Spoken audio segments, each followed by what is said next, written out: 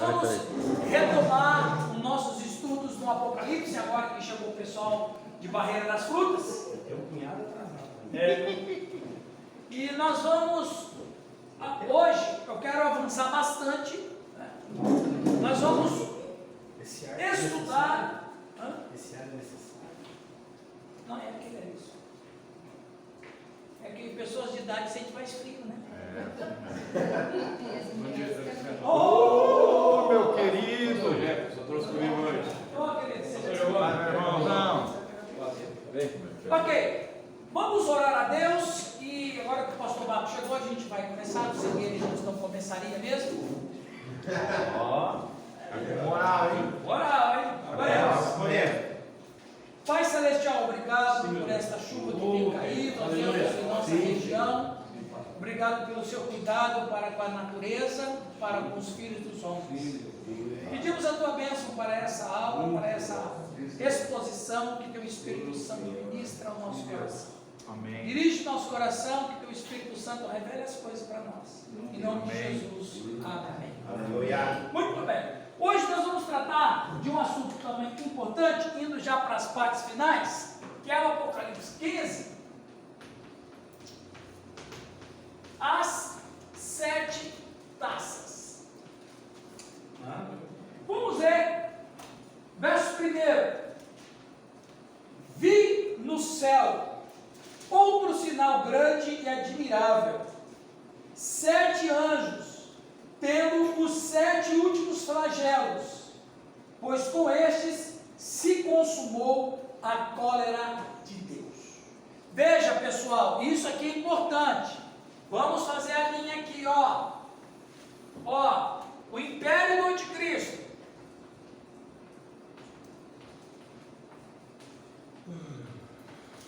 Aqui, metade do seu império, ele lança a sua marca. Ok?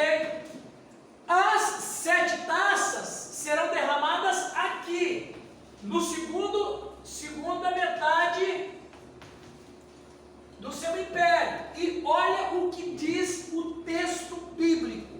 A gente tem que ler com muita atenção, máxima atenção, para a gente captar. Olha o que diz o verso 1. Vi no céu outro sinal grande e admirável. 7 anjos, tendo os 7 últimos flagelos, pois com estes flagelos se consumou a cólera de Deus. Ou seja, a história da humanidade caída, ela vem através dos séculos criando pecados e criando corrupção.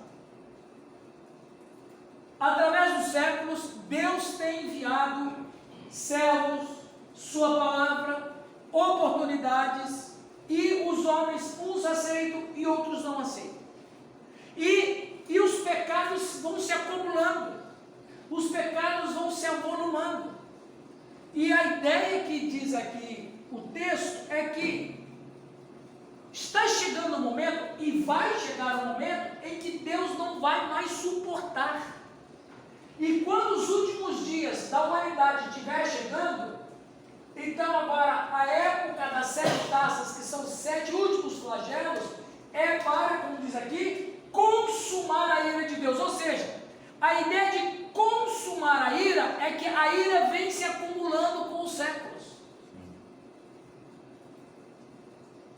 Isso aqui é importante. Eu fiz uma reflexão na minha conta do Instagram. Aleluia. Eu fiz uma reflexão na minha conta do Instagram, né? Falando por que Deus não elimina os homens maus. Não teria que eliminar tudo. Mas por que Deus não elimina os homens maus? Todo mundo é mau, mas uns têm dose maior. Sim. E daí eu usei o exemplo de Herodes. Por que Deus não eliminou Herodes? Coitado do José, teve que se deslocar para o Egito, perder a sua carteira de clientes. marceneiro. Perdeu a carteira de clientes, foi fazer uma viagem internacional, ultrapassou a fronteira, teve que pegar uma licença do Egito para morar lá, teve que fazer outra carta de clientes,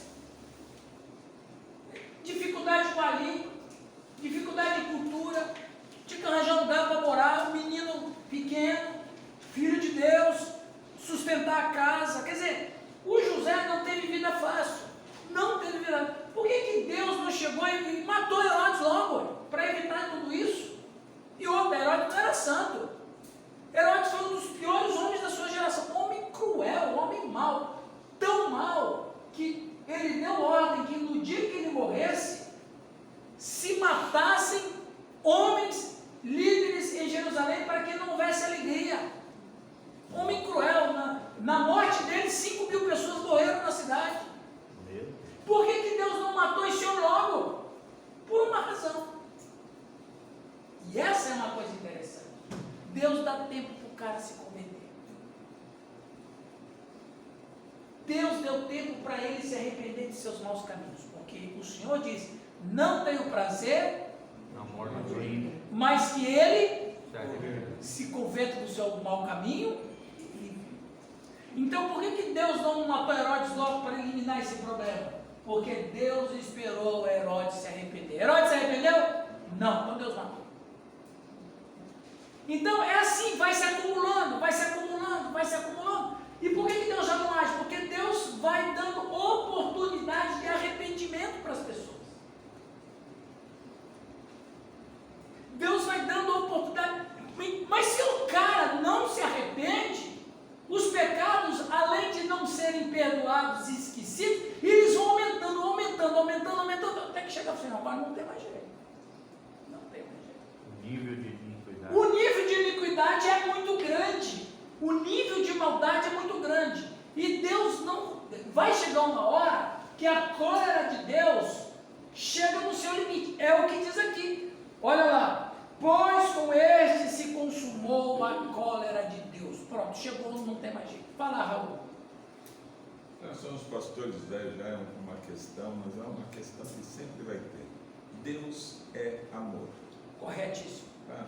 Como é que fica, cara? Deus irado, Deus bravo, Deus vai mandar matar todo mundo agora, chegou. Como é que esse Deus, esse cara? Ok, veja. A mesma Bíblia que diz que Deus é amor, diz que Deus é justo. Êxodo 34, 7. Deus é justo. E ele diz lá, e ele não inocenta o culpado. Então quer dizer, Deus é amor? É. E quando ele é amor, o que ele faz? Êxodo 34, 7. E como ele é um Deus de amor, o que ele faz? Ele não destrói o cara na hora. O que ele faz? Vai dando vida para o cara, vai esticando a vida dele. Agora eu falo para vocês, a vida de cada ser humano pertence a quem? A Deus. Então ele mata quando ele quiser. Eu que não posso matar, porque eu não sou o dono da vida, ele é o dono da vida. Então ele mata quando ele quiser. Então Deus mata, não assassina. Quem assassina somos nós. Um humano que tira a vida do outro humano, isso é assassinato. Então Deus não assassina, Deus mata. É a mesma palavra katal no hebraico, katal, que é matar. E direito de serrar é assassinar. Então Deus não pratica o direito de serrar, ele pratica o katal, é a mesma coisa que matar uma barata. Você quando mata uma barata, você não está assassinando ela, né? Eu assassino todas. Quando você fala de qualquer ser que não é humano, é matar. Matar um boi, matar um porco, matar uma galinha, matar uma barata, matar um rato. Mas quando você fala de ser humano, aí é assassinar, que é pecado e crime. Deus mata. Então, antes de matar o cara, o que Deus faz? Vai dando chance. Chega uma hora, Raul, que Deus entra com juízo. E lembra, cólera de Deus não significa uma raiva em pecado. A cólera de Deus significa uma ira absolutamente justa e santa com aquilo que está errado. Principalmente porque ele está dando chance para as pessoas. E aí o Êxodo está dizendo, Deus não inocenta o culpado, mas visita a iniquidade iniquidade dos pais dos filhos, até a terceira e quarta geração daqueles que me aborrecem. Não é isso aí? Você já... É isso aí? É. Então, Deus é amor? É, mas Ele é justo, e na justiça Ele tem que punir. Fala, pastor. Podemos dizer então assim, ontem teve um acidente aqui perto da rodoviária, que matou um rapaz morreu nesse acidente, e é primo de uma moça da nossa igreja. Só que esse rapaz, ele brigava com o pai, vivia nas drogas, nunca quis se consertar, a família toda cristã. Será que Deus então matou esse cara? Olha, existe duas coisas, cada caso é um caso, a gente tem que analisar. Sim. Então, geralmente o que acontece? Existe castigo e consequência. Nem tudo que acontece de tragédia é castigo, às vezes é consequência. Então você quer ver, o camarada usava droga, uma vida torta, quanto mais as pessoas vão se afundando no pecado, eles mesmos vão se autocondenando. Vão colhendo. Eles vão colhendo. Então o que Deus, qual é a participação de Deus nisso? Não vou fazer nada. Zero. Não vou fazer nada. Em outros casos, Deus até dava um livramento, mas não é o caso. Então, por que Deus às vezes permite isso? Para que se cumpra aquela palavra, o que o homem semear. Isso também. Então, a gente tem que separar castigo e consequência. Um cara que está num carro a 280 km por hora, numa estrada que não é confiável, cheia de curva, se ele bater, tombar o carro e morrer, Deus castigou ele? Não, é consequência. Isso é contra a lógica. Ok? Vamos lá então nos flagelos, meus irmãos. Mas é bom a gente falar sobre esses assuntos. É legal essa discussão? É bom, né? É bom. Castigo. Bom, ó, eu te proíbo me convidar para a sua igreja É um tema. para me pregar sobre Deus e o mal do mundo. Não é com isso aí. Tema da próxima O problema do mal. O problema do mal da presença de um Deus bom, né? Não, foi legal aquela vez que tu ministrou, o pessoal lembra até hoje.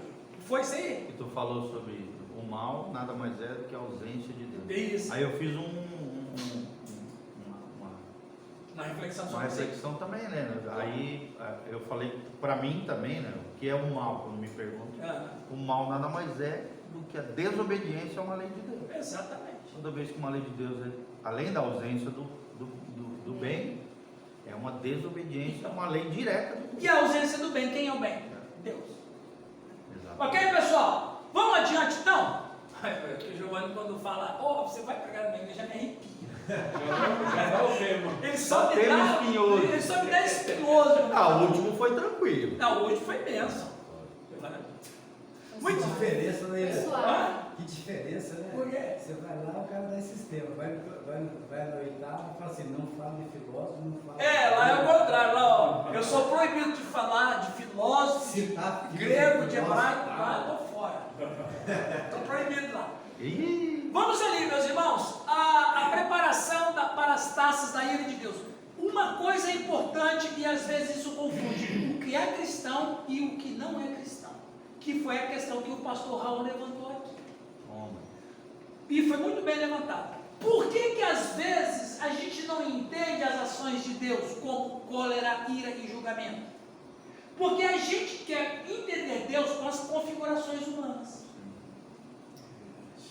Nós não, gente, preste atenção, amor de Deus não é o mesmo que eu tenho, ira de Deus não é a mesma que eu tenho, cólera de Deus não é a mesma que eu tenho. Eu não posso medir a Deus com a minha régua. Esse é o problema que a gente não entende, nem o amor de Deus e nem a ira de Deus. Esse é o problema. A gente não vai entender nunca. Então eu tenho que pensar em Deus como? Como Ele é, uai. Como Ele é? Como Ele está na sua palavra. Uma coisa eu sei. Se Deus tem ira, então Ele está certo. Porque se eu for querer explicar por que Deus castiga, ora, eu não posso pensar nisso com as minhas configurações. Eu tenho que pensar com as configurações de Deus. E qual é a configuração de Deus? É o que está aqui, né, na até palavra. porque as nossas configurações são caídas, Totalmente caídas. afetadas pelo O pecado. nosso amor é o amor mais corrupto que tem. Por quê? Eu escolho uns para amar e eu escolho outros para não amar. Isso é corrupção. Eu amo você, Raul, você é gente boa demais. Mas, por exemplo, amar o Lula. Complicado.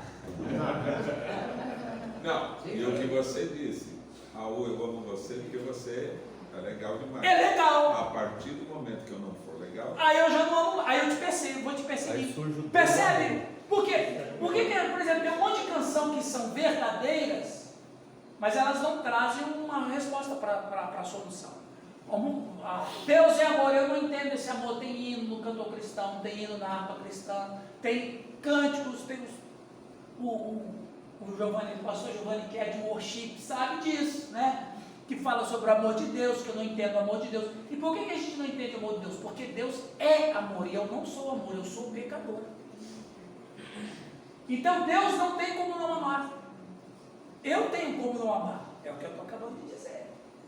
Agora, Deus não tem como não amar, porque Ele é amor. Faz parte da essência dele. Assim como faz parte da minha essência ser pecador. Então, eu não posso acordar um dia, contradizendo Pelágio no século IV, eu não posso acordar um dia e falar assim, hoje eu não quero pecar. Por que eu não posso fazer isso?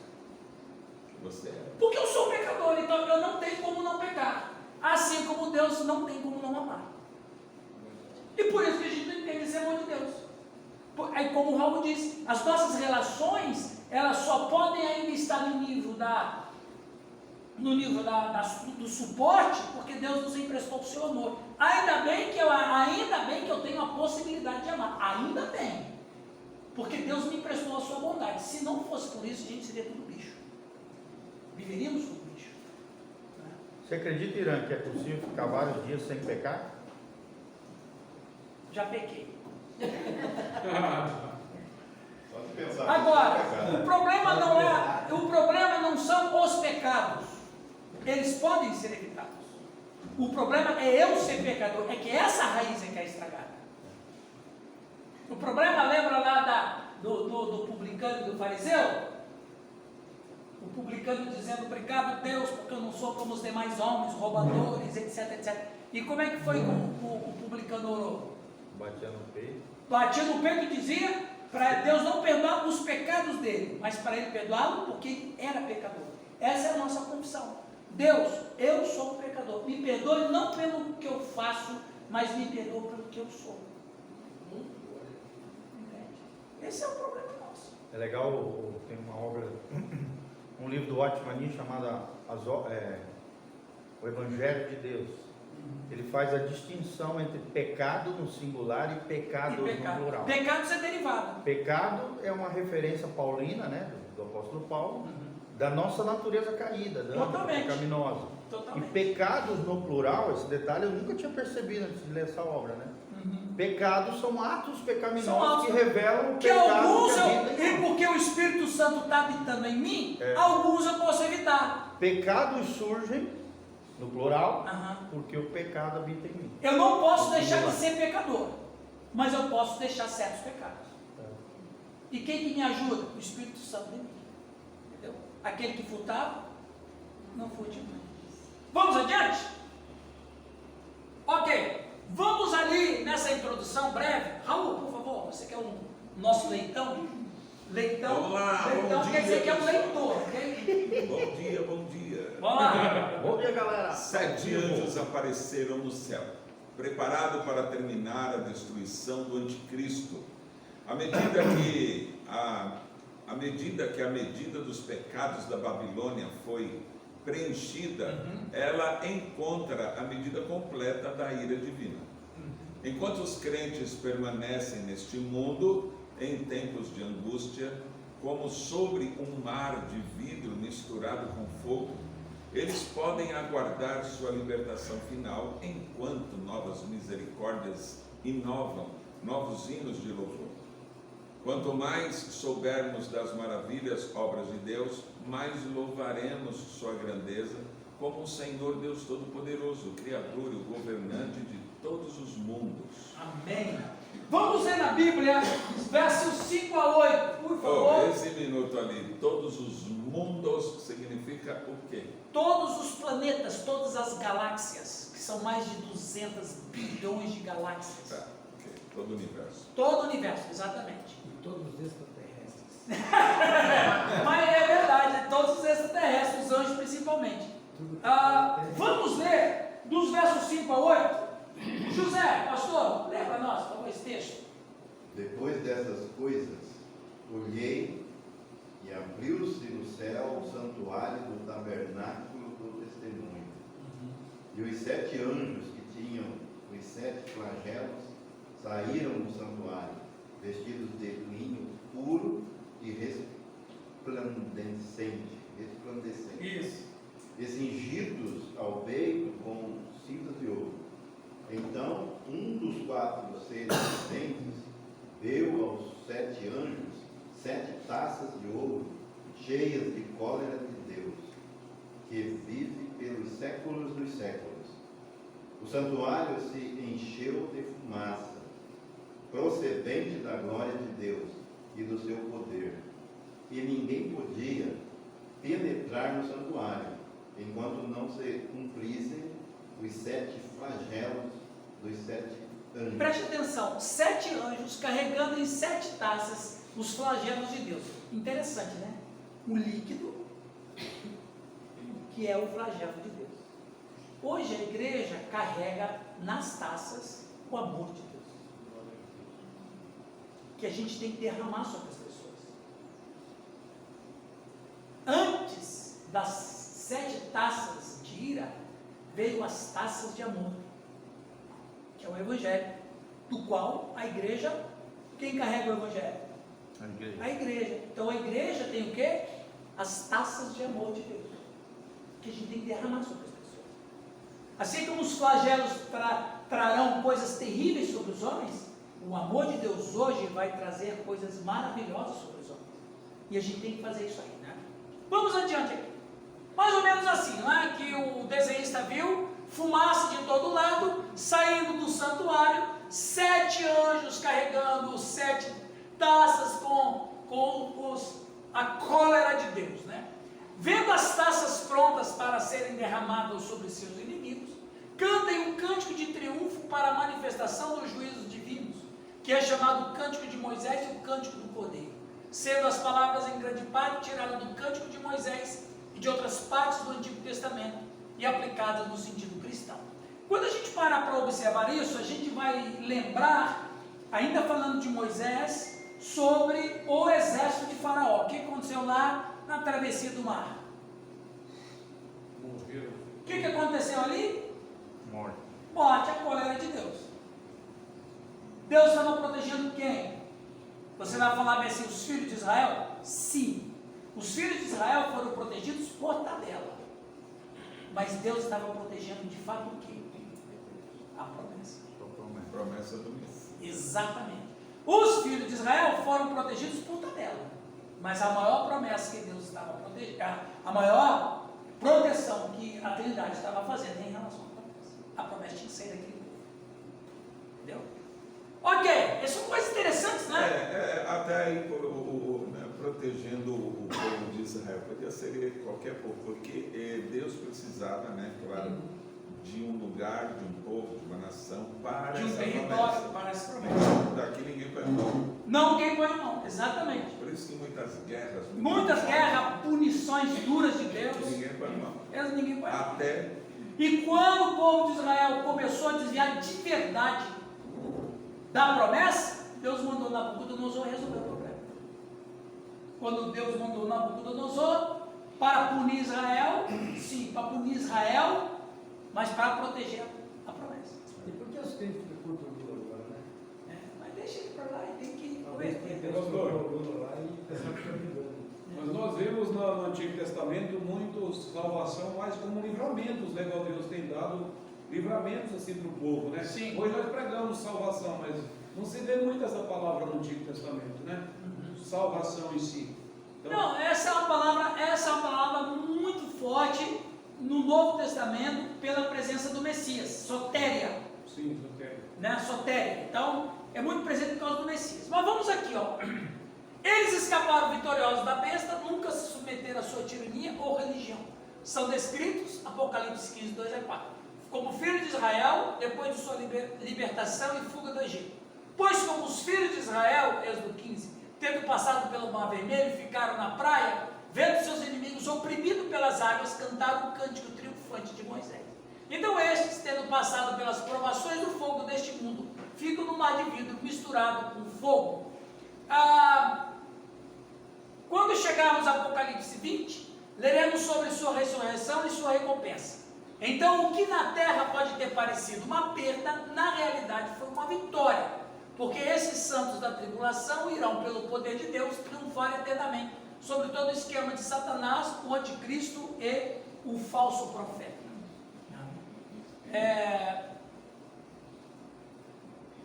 Eu quero entrar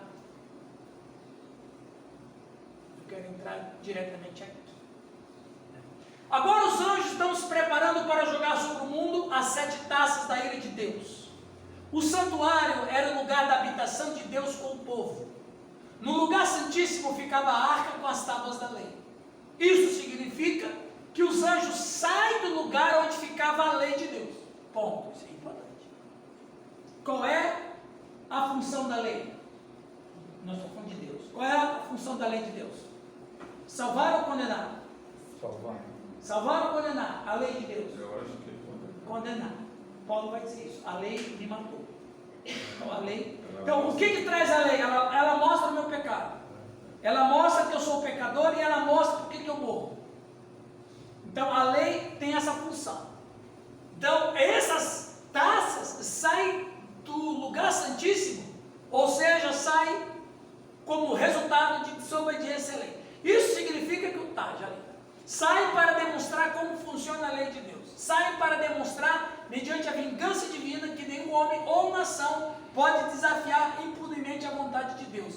Ninguém pode desobedecer a lei de Deus sem sofrer o castigo da lei. Aqui, santuário designa morada de Deus, o céu. Esses anjos vêm da presença de Deus e servem a Deus quando derramam os juízos. Irmãos, olha, esse período aqui será um período de blasfêmia, pecados e apostasia.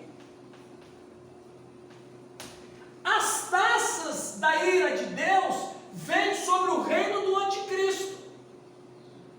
A gente vai ler agora no capítulo 16. Vem sobre o reino do anticristo. Por quê? Porque o reino do anticristo é um sistema criado para ofender a Deus, para blasfemar a Deus e para fazer a humanidade trocar de adoração. Eu falei sobre isso na última aula.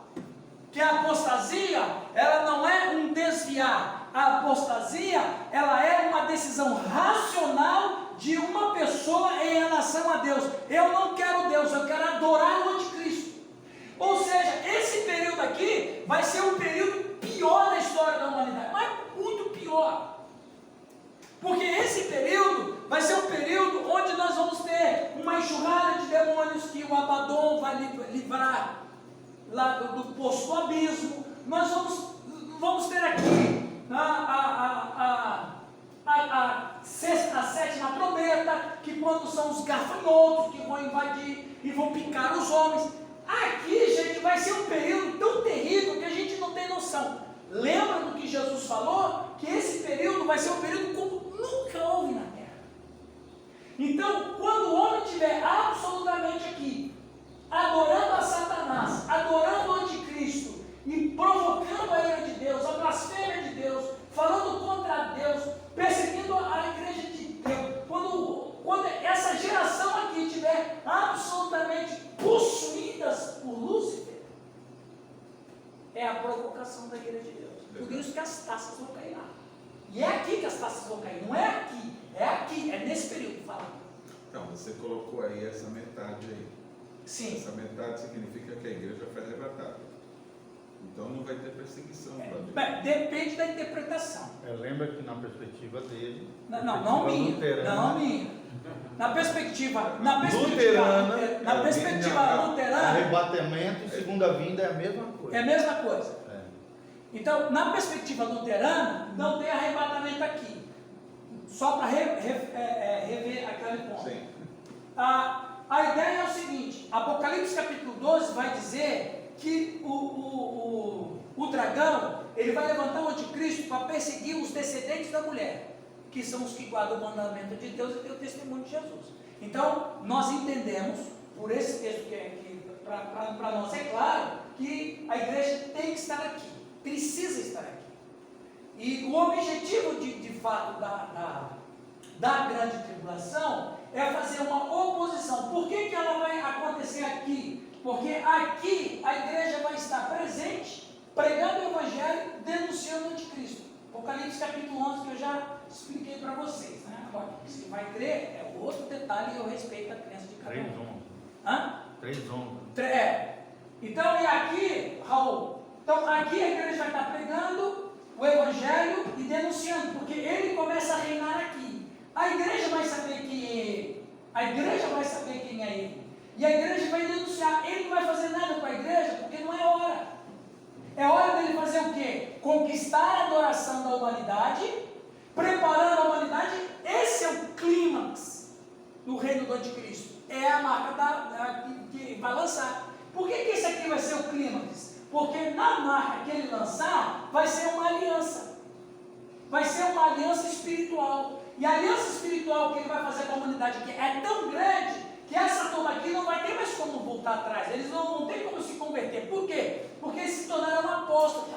O que Hebreus vai dizer que aquele que apostata da fé é impossível renová-los outra vez o arrependimento. Por quê? Porque o apóstata, ele faz uma decisão racional, lúcida, de não querer mais nada sobre Deus. Não que Deus não exista, ele não quer mais nada sobre Deus. E ele se retira dessa crença. O coração dele nunca vai ficar vazio. E vai ser ocupado por quem? Vai ser ocupado por Lúcifer e pelo anticristo. É o que diz Apocalipse. É o Icabode. É o Icabode. Foi-se a glória de Deus. Então, aí o que vai acontecer? De acordo com essa perspectiva. Ele vai lançar a marca aqui, a igreja, os crentes não vão aceitar, aí vem a grande tribulação que vai vir para perseguir e matar a igreja, que já era o processo inicial em Apocalipse capítulo 12, antes mesmo de lançar o anticristo. Esse era o objetivo. Então, aqui o que acontece aqui? Aqui, quem tiver que se converter, converte. Agora, os flagelos do Apocalipse, as taças de ira, os últimos selos quebrados, as vozes, vão acontecer aqui dentro desse período. Porque o texto vai dizer sobre o império do anticristo. Império do anticristo. A gente vai ver isso aqui agora. Vamos ler ali 16? Vamos ler 1 e 2. 16, 1 e 2, por favor.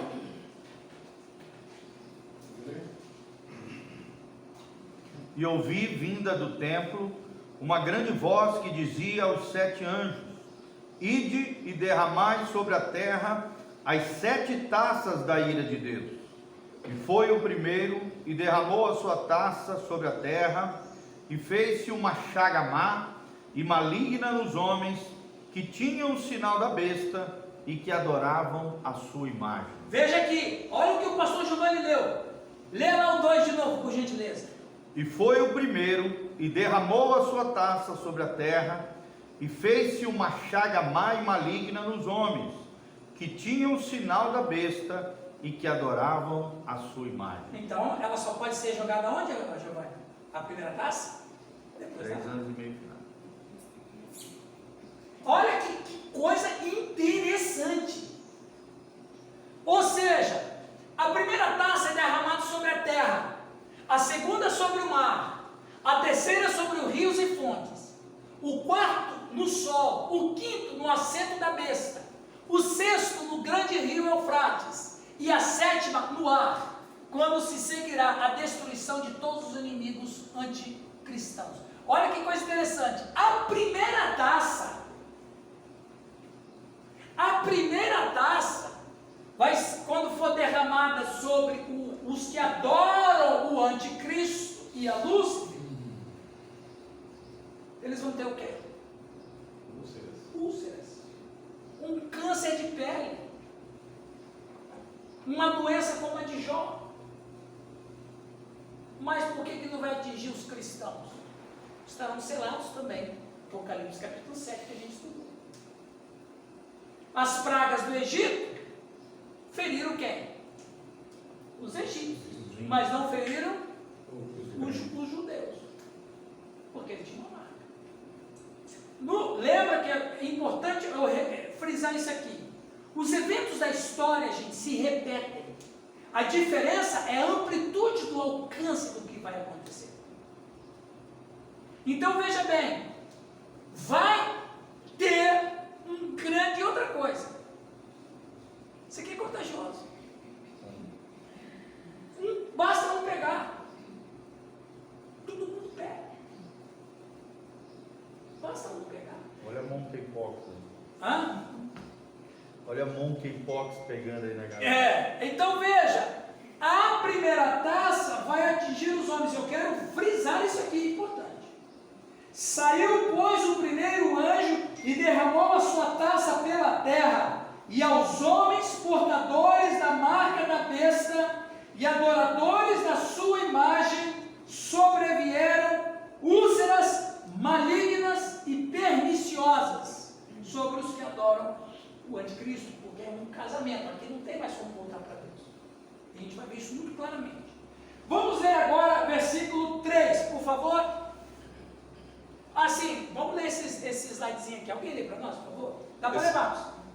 Esse primeiro flagelo não é mais advertência, mas punição. Veja, a advertência Deus aqui já estava dando. Aqui a igreja está dando advertência. Sai dela, povo meu. Vamos falar da Babilônia. Babilônia não é o catolicismo. Com todo respeito a Martim Lutero. A mão no peito. Quando falar de pronunciar esse nome, mão no coração. A Babilônia não é o catolicismo. A Babilônia é um sistema. E aqui o pessoal falava: sai dela, povo meu, para que não seja cúmplice dos seus flagelos. É que a gente precisa ler a Bíblia melhor. Sai dela, povo meu, para que vocês não sejam cúmplices dos seus flagelos, desses aqui. Então aqui vem a advertência, aqui vem Punição. Continua ali, Marcos, por favor. Todos aqueles que não têm selo de Deus são selados pela besta. Não há meio termo. Quem não é por Cristo é contra ela. Não há neutralidade em relação a Deus. No tempo do fim, a religião não será mais algo nominal. Todo mundo terá de declarar lealdade ou a Cristo ou ao anticristo. Porque a marca é a religião oficial que ele vai lançar. Por isso que a interpretação de que a marca é uma aliança espiritual. Só que essa aliança espiritual não tem mais retorno. Porque os homens serão apóstatas. Eles trocarão de adorador. Eles vão adorar Lúcifer e o anticristo. Aqui a humanidade viverá uma outra religião. Vai ter duas Babilônias. Diz Apocalipse. Uma é religiosa e a outra é civil. A civil é o sistema que será criado. Esse que a igreja vai estar declarando. E a outra é a religiosa, que é essa religião que ele vai criar. O anticristo vai criar uma religião luciferiana. Já tem até o sacerdote na internet. Já tem no Brasil que tem. Ok? Continuando aqui. Quem lê para nós, Ellen? Dá para ler? Por favor. Os adoradores da besta recusaram ouvir as advertências. Agora eles estão sofrendo inevitavelmente as consequências. São atormentados. Essas aflições só atingem os adoradores da besta. Derrubará os adoradores da besta. Serão acometidos de úlceras de fundo canceroso. Recalque sobre estes adoradores do anticristo. A sexta praga que abalou o Egito, só que em escala bem maior. Êxodo 9:10. Exatamente. Numa escala bem maior. É o que diz o testemunho da Escritura. Segunda taça. Vamos ler versículo de número 13. Renato, pastor, pode ler para nós, por favor. E o segundo anjo derramou a sua taça no mar e se tornou em sangue como de um morto. E morreu no mar toda a alma vivente. Gente, a segunda taça, ela é nojenta. Quem lê para nós aqui? Dá para ler? Se no primeiro flagelo temos o tormento dos homens, agora temos a destruição completa. O mar se torna em sangue, a destruição não é apenas parcial, mas total. A destruição não é apenas ambiental, mas a vida acaba-se no mar. Para que esse flagelo não há limites. Todas as criaturas do mar morrem. O mar se transformará em sangue, como o rio Nilo se transformou em sangue em Êxodo 7:17. Esse sangue, como de morto, coagulado e imundo, onde na segunda trombeta afetou um terço da parte do mar, ela se estende pelos mares. Veja bem, sangue de morto é um sangue mais do que imundo. É um sangue podre. Eita. Meu, sangue coagulado é um. Rapaz, o cara sente falta do cheiro das fezes. Porque você já sentiu o cheiro de sangue coagulado? Eu já senti algumas vezes, de animal morto, principalmente. É um cheiro horrível. Podre. Por isso que aí o pessoal fica glamorizando os levitas. Por isso que quando havia sacrifício no templo, os levitas já davam um jeito de limpar aquilo lá. O pessoal acha que o levita só cantava, né? Depois que eles acabavam de cantar, guardava a viola e vai limpar o sangue que está lá na pia, no altar. Porque aquele não... Agora, gente, só um parênteses. Que lugarzinho mal cheiroso devia ser o templo, hein? Com aquele cheiro de sangue, por mais que limpa, ainda fica um azinho. Aquele cheiro de fumaça de carne queimada, de vísceras queimadas. Na época tinha, né, detergente. Você imaginou, que o tempo, a gente tem assim uma coisa com o tempo, mas fisicamente falando, pensa num lugarzinho que não tinha um cheiro muito agradável, não. Não tinha, né? Mas dizem que a lenha que era usada no sacrifício era aromática. Para dar uma disfarçada. Um pouco. Mas disfarça, mas não tira tudo. Não, claro. Então veja, gente. Mas era uma lenha tipo eucalipto. Sim, sim. Um aroma que quando subia, por isso que tem aquela expressão, né? Como aroma suave diante das suas narinas. Porque a lenha era aromática. Quando batia o fogo na carne queimando com a lenha aromática, subia o incenso. Mas você imagina. Mas de qualquer maneira, esse sangue é sangue de morto, de coagulado, apodrecido, cheio de sangue, de mosca, cheio de, sabe, uma coisa fétida, macabra até. E o mar, né? No mar. É mar. E aí, o que acontece? Os peixes não sobrevivem, meu amigo. Acabou. Vai feder junto. Que é Né? outra fedora. E que daí eles acrescentam um outro mau cheiro. Porque peixe Vai ficar tudo boiando. é igual a história, né? Visita na casa é igual o peixe. Depois de 3 dias começa a feder, né? Se for visita de sogra, aí piorou. É menos de 3 dias, né? Então, essa segunda taça será derramada sobre o mar. Muito bem, continuando. Versículo 4 a 7. Por favor, alguém leia para nós. E o terceiro anjo derramou a sua taça nos rios e nas fontes das águas, e se tornaram em sangue. E ouviu o anjo das águas que dizia: Justo és tu, ó Senhor, que és e que eras e hás de ser, porque julgastes estas coisas. Visto como derramaram o sangue dos santos e dos profetas, também tu lhes deste o sangue a beber, porque disto são merecedores. E ouvi outro do altar, que dizia: Na verdade, ó Senhor, Deus Todo-Poderoso, verdadeiros e justos são os teus juízos.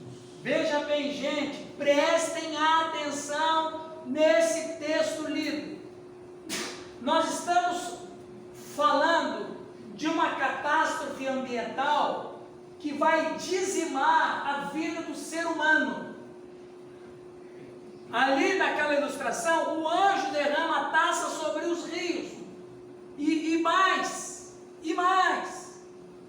Os rios, as fontes, os ribeiros se transformaram em sangue. A mesma praga egípcia está em mente. O homem sofrerá terrivelmente nos últimos dias. O Apocalipse foi escrito como um manual dos mártires. Quando este livro foi escrito, o cristianismo sofria nas mãos de Domiciano. O mal vai ser punido.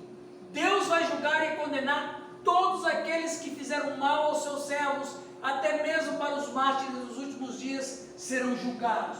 Preste atenção aqui, o texto vai dizer, o anjo vai falar, né? O anjo das águas, aí alguém vai dizer, olha ali, tem um anjo das águas. Não, é que esse anjo estava nas águas, não é que ele é das águas, é que ele estava ali.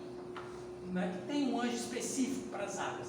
Aí você pegar aí um irmão mais animado, ele vai dizer, gente, olha, se você pegar um católico assim bem fervoroso, ele vai dizer, nós temos que rezar para o anjo das águas, aí vai levar a vela para a beira dos rios. Aí o imaginário humano é fantástico. Sermão de domingo. Exatamente. Esse aqui, anjo das águas, não é que é das águas, é que era a missão dele naquele momento.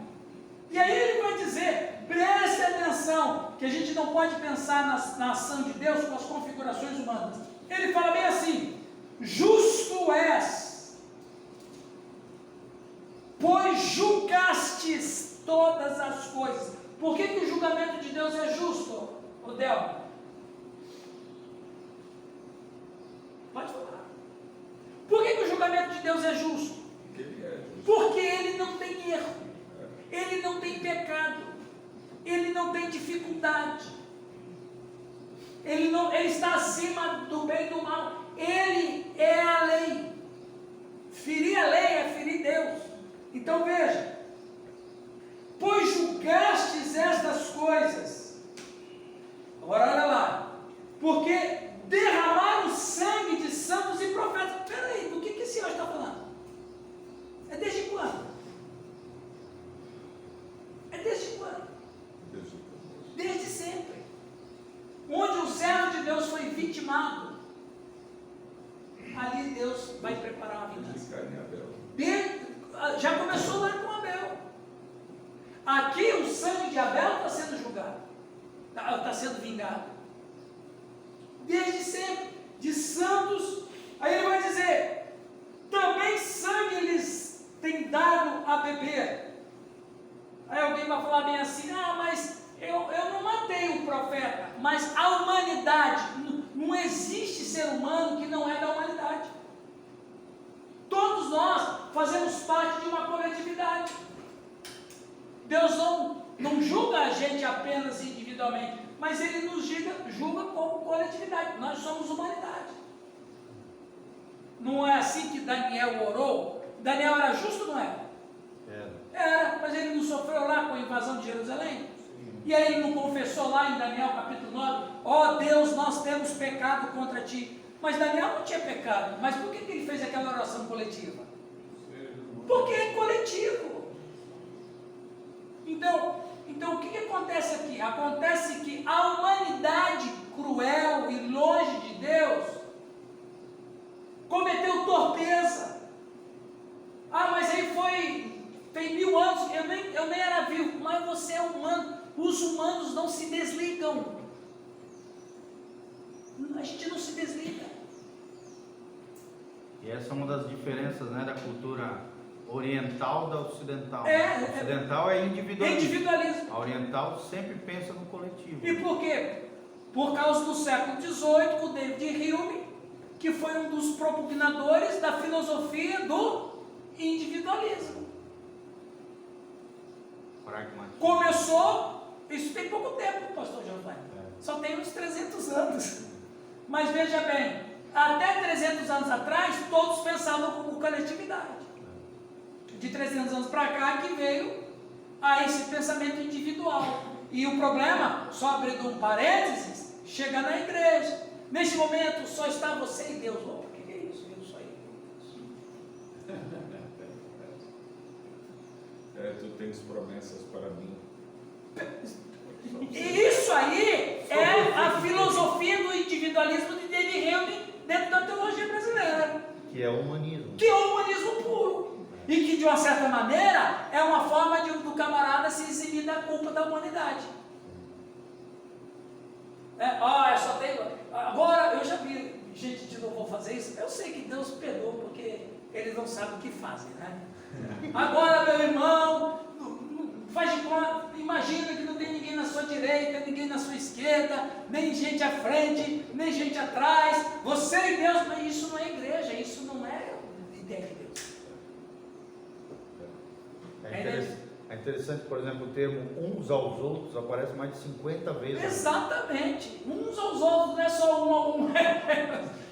E o Giovanni lembrou bem, a cultura oriental e a cultura ocidental era baseada na teologia judaico-cristã até o século XVIII. Houve uma ruptura filosófica. O humanismo entrou em ação, aí veio o pragmatismo, o individualismo, o positivismo, e aí o homem, a humanidade foi, pelo menos ocidental, foi se desligando do princípio basilar que é de... Qual é o princípio basilar de Deus? Coletividade, humanidade. Por isso que nós temos uma sociedade frustrada, porque as pessoas se casam querendo ser felizes. É uma busca de uma felicidade minha. Ah, eu não quero mais ficar casado com você, Delma, porque você não me faz feliz. Pô, mas quem disse isso?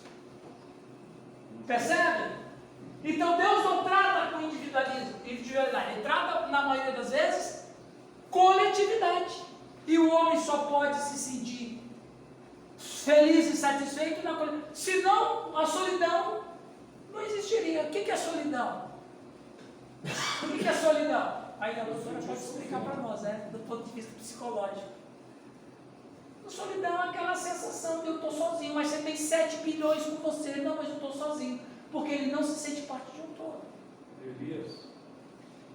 Então, tem 7 mil, Elias. Então, essa ideia de unidade, de coletividade, de humanidade é de Deus, porque Deus é uma coletividade. Criou o homem em sua imagem e semelhança, criou outra coletividade. Ele é um Deus plural. Deus plural, e Deus pensa plural, e igreja não é um, igreja é pelo menos 2. É isso que Jesus falou, onde 2 ou mais, tá bom. Para mais melhor, mas se 2 já tá bom. Isso já é igreja. Então, a humanidade, por que então essa turma cristã que está aqui não vai mais cair nos flagelos? Porque não faz mais parte dessa humanidade caída. Ou seja, olha a importância, doutora, da conversão de cada um de nós. Assim que eu sair daquela outra humanidade, os pecados dela já não estão mais sobre mim. Eu faço parte de uma nova humanidade. Qual é a humanidade que eu faço parte agora? A que começou em Cristo, o segundo Adão. Regenerado. Regenerado. Regenerado significa o que, Giovanni? Você que é etimólogo, o que significa regenerado, pastor Giovanni? Gerado novamente. Gerado novamente, ou de uma Religado outra geração. E aí é verdade, por que a Bíblia fala que eu sou de uma outra geração? Porque eu sou da geração do segundo Adão. Quem é o segundo Adão? Cristo. Então os pecados daquela humanidade não me atingem mais, só atinge quem continua lá. Aqueles que Até o 2022. aqueles que estão em Cristo É nova criatura. Então quer dizer, eu sou uma nova criatura que faz parte de uma nova humanidade. Aquela lá que é condenada por Deus, que é julgada por Deus, e os flagelos vão cair sobre ela. Aí a igreja aqui vai dizer: sai dela, povo meu, para que não sejais cúmplices dos seus flagelos. Eu tenho que sair daqui, cara. Eu tenho que sair desse sistema caído. Ok? Está indo bem para vocês? louco demais. Então, Só um instantinho, Raul. Agora me vem uma coisa aqui importante a falar com vocês. Essa questão de humanidade, essa questão de coletividade, é uma coisa que ela tem um lado bom também. Por exemplo, vamos dizer, não vou dizer do Newton, porque até a 4ª geração para trás dele era tudo crente. Eita! Não vou nem dizer. Linhagem A sacerdotal. linhagem dele é linha de Arão, rapaz. Se puxar o fio Sai lá do em Arão. Judé, do Timóteo, se puxar o fio vai chegar em Arão. Eita. Vai chegar em Arão. Eu não vou nem falar. Eu vou falar da minha linhagem. A minha linhagem, a minha família, era uma família de gente perdida. De pai alcoólatra, de mãe bandista. E outros da minha família eram bandistas. Mas a partir do dia que eu converti a Cristo, toda a linhagem da minha família ficou tranquila. Não que eles foram salvos, mas que a minha conversão livrou a família. Para trás, Para trás, eu consertei a linha da minha história. dali para frente, né? Exatamente, então quer dizer, eu me converti aqui, a linha toda que estava torta se consertou. Não estou falando de salvação, eu estou falando de se tornar uma linhagem ética, por causa da minha conversão. Então eu posso ter nascido numa porcaria de família, mas a minha conversão consertou a minha trajetória. É como se fosse bem assim, essa família que não presta, vamos dizer aqui, ó, uma família assim, ó, não presta. Aí o cara que se converteu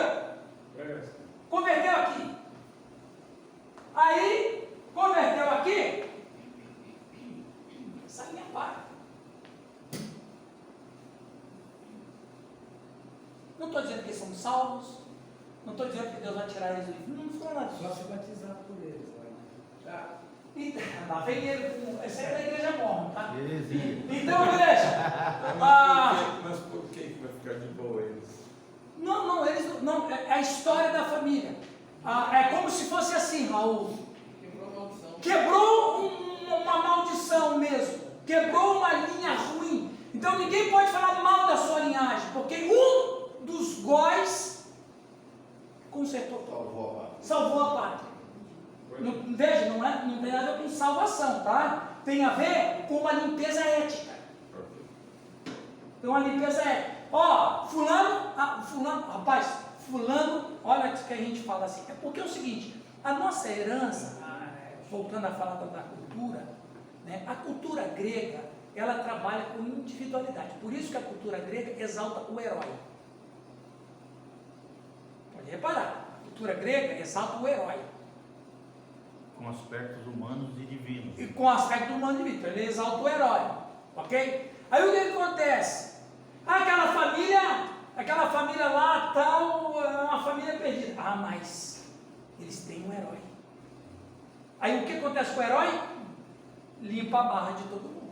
Eles têm um Eu padre. não posso falar mal do Raul, eu não posso falar mal da família do Raul por causa do Raul. Tá certo? Rapaz, isso é perigoso. E se o filho do Lula se converte? Pô, mas se você imaginar que, por exemplo, aquela família é toda de corruptos e de ladrões, um cara se converteu, ele se torna referência para todo mundo. Tá certo? Não pode falar mal da família de fulano. Olha o fulano lá. Fulano endireitou a família. Isso é uma questão cristã. Um camarada que se converte, ninguém pode falar mal da família dele. Às vezes a gente fala isso, rapaz, não dá nem para acreditar que o Marco, né? O pai do Marco era um traia, né? Mas era mesmo. É. Se converteu. Por que o cara não vai falar mal do pai do Marcos? Que ele é nova Por causa do Marcos. O Marcos limpou a barra da família. Perceberam que eu estou querendo falar? Sim. Então a conversão de alguém conserta a história da família. Isso que é lindo do Evangelho. E é isso que o Evangelho faz. Então, quando eu faço parte dessa nova humanidade, eu limpo a barra da minha. E daí o que eu faço com os pecados daquela humanidade lá? Eu vou pegar. Eu estou aqui agora. É por isso que os flagelos vão cair sobre os adoradores da besta. Né? O Marco tinha um pai que até os 42 anos era cachaceiro, não tinha onde cair morto. Comprou 10 bezerros, de repente comprou uma casa em São Paulo, hoje é rico. Olha lá, viu? Não bebe mais. Por isso sobrou dinheiro. Não gasta mais com a branca. Não gasta mais com bebida, já viu, Nem né? com pão. Muito bem, meus irmãos. Vamos aqui no quarto flagelo. Está indo bem para vocês aí? Ok? Vamos no quarto flagelo. Antes de ir para o quarto flagelo, eu vou ler esse slidezinho. Aqueles que derramaram o sangue de santos e profetas são os povos, multidões, nações e línguas, sobre os quais a prostituta senta. Vamos falar dela agora. Porque ela é embriagada com o sangue dos santos.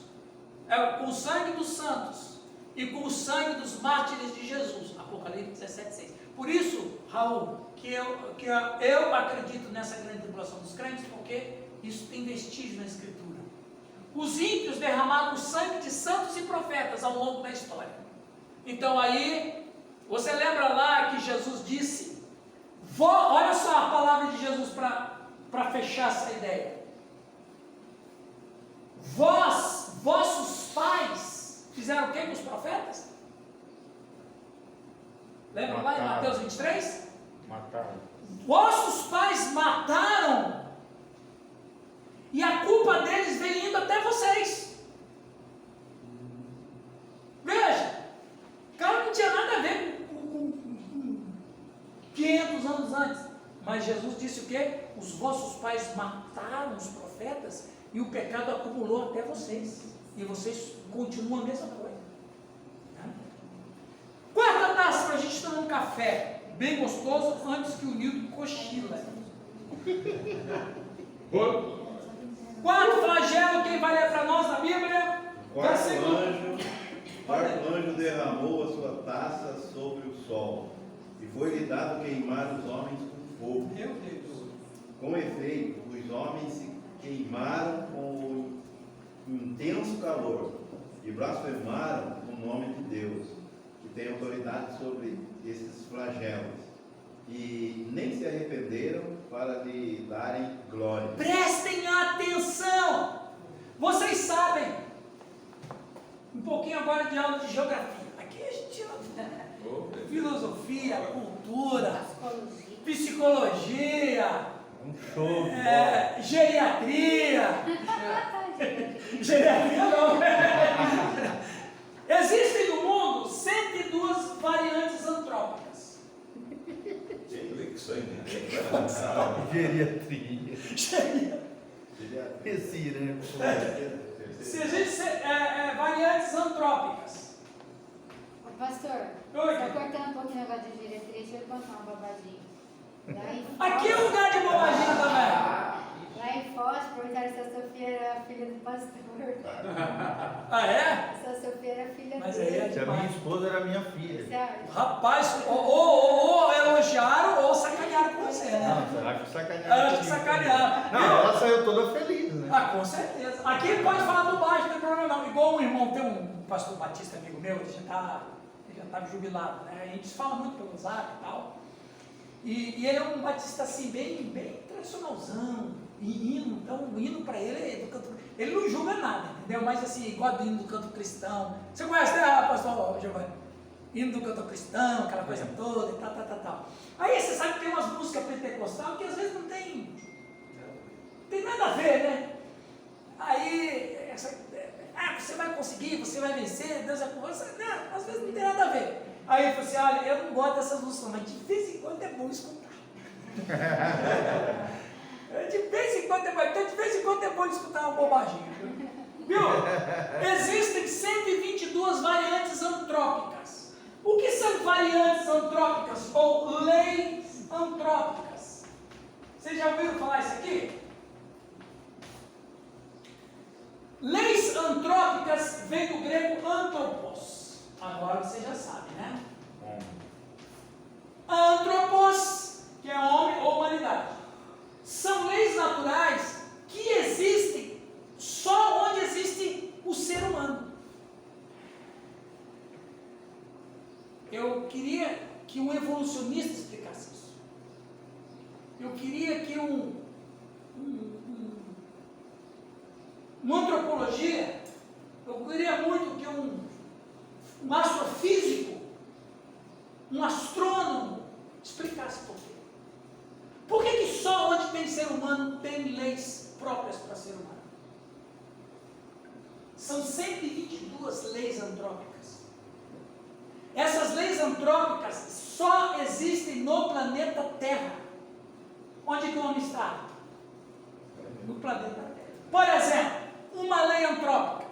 O Sol está absolutamente no local certo e na distância certa do planeta Terra. Se o Sol fosse um pouco mais afastado, o planeta viraria uma bola de gelo.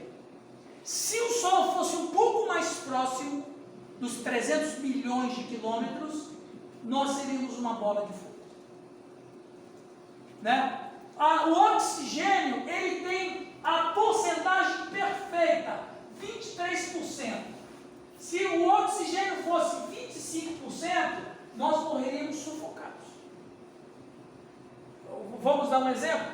Põe uma mangueira no seu nariz e põe um jato de ar para ver se você consegue respirar. Você vai estudar e você vai chegar a essa conclusão. Existem 122 variantes antrópicas, que são leis naturais que só existem onde existe o ser humano. Nesse dia da quarta taça, a lei antrópica vai ser desobedecida. Quem? Deus é que vai dar um jeito nisso aí. E aí o que acontece? O sol vai se aproximar. Essa lei antrópica, ela vai deixar de existir porque Deus que criou, então ele faz o que ele quer com o que ele criou. Então, o sol vai se aproximar e vai haver o que? Logicamente, o que vai acontecer? Queimaduras. Que louco essa história. E mais, onde existe muito calor, o que acontece com o líquido? Evapora. Você imagina o corpo humano com sangue que é líquido? A pessoa vai sangrar de dentro para fora, sem que tivesse um ferimento. Porque o sangue dentro da pessoa vai ferver. Todo líquido ferve, todo líquido ferve. O sangue é líquido, ele vai ferver. Não existe a pessoa. Não existe. O quarto julgamento queima os ímpios com fogo. Mas em vez de se arrepender, e aqui está o detalhe, gente. Em vez de se arrepender, os incrédulos amaldiçoam a Deus. Isto pode se referir a uma redução na proteção natural da terra com o sol, permitindo que ele queime as pessoas da terra. O profeta Isaías já falava sobre essa profecia em Isaías 24, 1 a 23. Olha aqui o detalhe, pessoal. Olha o que diz aqui no versículo de número 9. Alguém lê o versículo 9 outra vez? Com efeito, os homens se queimaram com intenso calor e blasfemaram o nome de Deus, que tem autoridade sobre esses flagelos, e nem se arrependeram para lhe darem glória. Veja bem, eles blasfemaram contra quem? Deus. Ou seja, a ideia de Deus era uma ideia crível. Eles não vão blasfemar contra um ser que eles não acreditam. Capite? Então, eles blasfemam contra Deus, mas veja, de uma maneira, blasfemam contra Deus de uma maneira racional.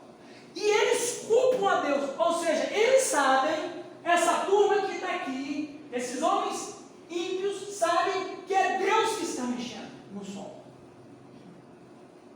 Aí o Jó tem sentido. Por quê? Porque na hora que ele está lá, eles falam assim, cara, blasfêmia contra.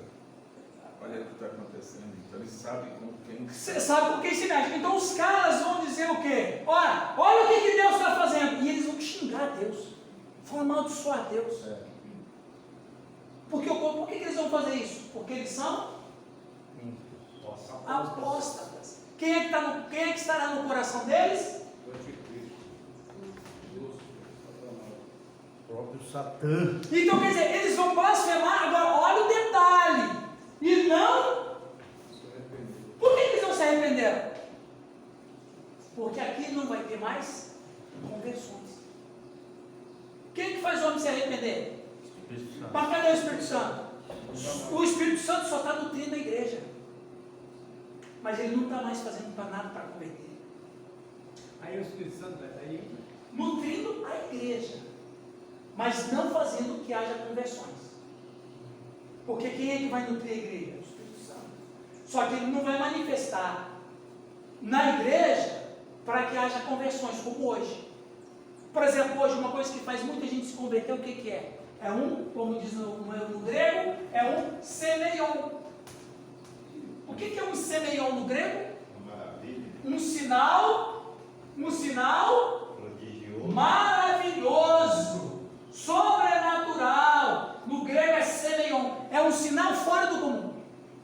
Então, por exemplo, vamos pegar aqui uma pessoa que está com câncer, estado terminal, o camarada vai morrer, aí o pastor Nilton vai orar por ele. Ô, bro. É o bispo. O pastor Nilton vai lá orar por ele, porque ele é pastor da oitava, e a oitava é a dono da Asa Leste, Ungido. ungido, igreja relevante. Glória a Deus. Parece uma maçonaria, mas está lá. Por fora confunde. Não, por fora você não sabe se é uma loja maçônica, se é uma igreja. Mas tu já comprou os leãozinhos lá na entrada? O importante é que tá Ele vai movendo. trocar 2 leãozinhos lá para lá. Aí o Nilton vai lá e Senhor, vai restauração desse irmão, aí pá. O cara vai cura, ele é curado. Glória a O Deus. que houve? Semeou. Semeou. Aí o camarada vai lá na igreja, gente, olha, os médicos me deram 7 dias de vida.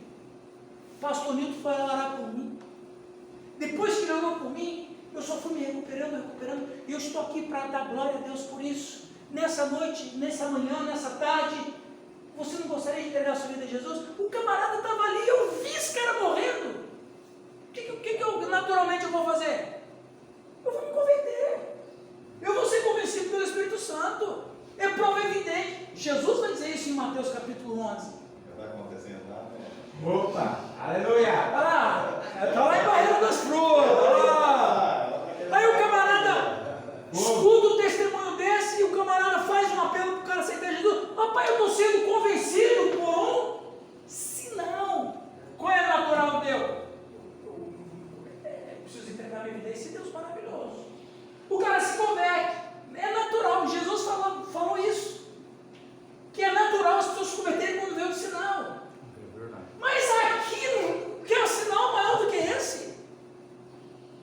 Mas por que não vão se converter? Por 2 razões. Primeira, que eles já são apóstatas, eles não querem mais saber de Deus, por isso não se converterão. E segundo, não é mais advertência. O que é? Punição. A punição já não tem mais conversão.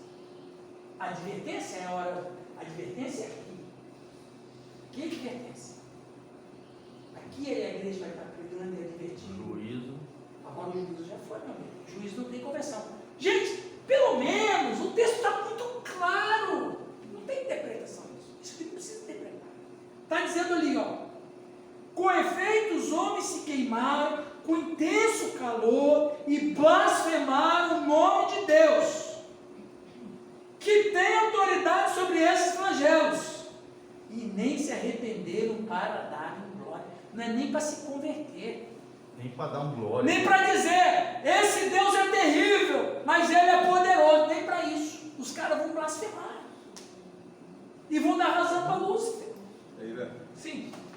pessoal, olha, eu estou fazendo aqui, está falando, eu estou viajando um pouco. Esse é o perigo, É. o Raul viajar.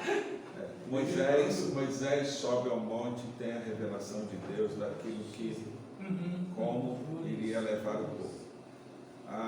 O meu povo padece por falta de conhecimento. Oséias 4. Errais por não conhecer as Escrituras e nem o poder de Deus. Então, isso é muito natural, esse povo aí blasfemar, porque é o seguinte, a dor, a desgraça é tão grande. Sim. Que eu quero que se dane quem é quem. Esse Deus é cruel mesmo. Isso, vai chutar o balde.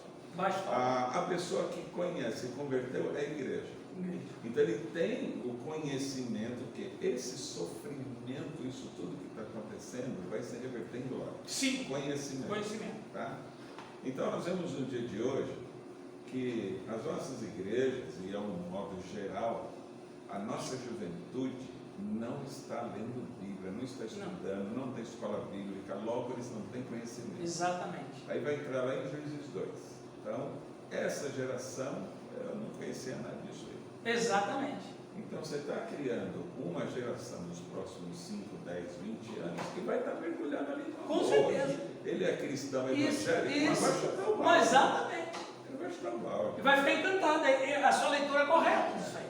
Olha ali, alguém lê para nós? Giovanni. Os pecadores que não se arrependeram quando o sol escureceu, são agora punidos mediante a intensificação do calor do sol. Lembra aqui nas primeiras, nos selos, o sol se escurece? Sim. Ninguém quer dar atenção para isso. Agora o sol não se escurece, o sol Avança, continua. Deixa um pouquinho só. O escurecimento eles podiam perceber e ignorar. Quanto ao calor, eles nada podem fazer a não ser senti-lo. Nessas circunstâncias, a presença de Deus é reconhecida, mas somente para ser blasfemada e não para ser referenciada. Exatamente, é isso que vai acontecer, né? Ok? Alguém mais pode ler aqui? Outra séria consequência do intenso calor do Sol será o derretimento das calotas polares. O aumento resultante nos oceanos do nível da água inundará as regiões costeiras, inundando áreas a quilômetros do interior como as águas nocivas do oceano morto, dos oceanos mortos. Danos generalizados e perda das vidas acompanharão essa inundação, aumentando ainda mais a miséria indescritível do planeta devastado. Transporte por mar se tornará impossível. Ah, os caras, por que eles vão fazer na água? Está tudo em sangue. Como é que vão se refrescar disso aí? Não tem saída. Não tem saída. E os cristãos, dentro da visão luterana, os cancelados. Não vai atingir. A igreja não vai. Ela vai estar sendo perseguida e morta pelo anticristo. Agora, quando tudo isso estiver acontecendo, mais ódio contra a igreja eles vão ter. E mais fúria contra a igreja vão ter, e mais perseguição contra a igreja vão ter. Porque eles vão querer se vingar. É a igreja, é um cristão, é Deus está no seu coração, eu vou matar você. Vamos tomar um café? Vamos. Pois é. Tomemos